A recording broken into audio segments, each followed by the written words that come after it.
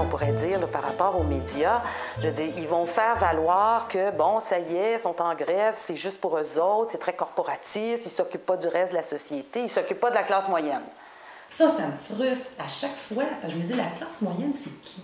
La classe moyenne, c'est des enseignants, c'est du personnel de soutien, c'est des infirmières, des infirmiers, tout ça. C'est eux autres, la classe moyenne. Alors, si on négocie quelque chose, si on veut améliorer quelque chose, c'est qu'on veut améliorer le service qu'on donne à nos patients, à nos élèves, et on veut aussi améliorer cette classe moyenne-là.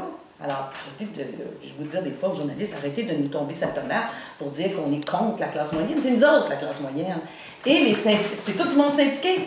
En plus, si le Québec, les écarts entre les riches et les pauvres sont moins importants au Québec, par exemple, qu'aux États-Unis, c'est parce qu'il y a une classe moyenne syndiquée. Parce que c'est ça que ça apporte un syndicat. Ça apporte un bien-être à la population, un bien-être à un gouvernement. Tous les États où il y a un haut taux de syndicalisme, on va penser aux pays nordiques, la Norvège, la Finlande, etc. On va penser au Québec. Les écarts entre les riches et les pauvres sont moins grands.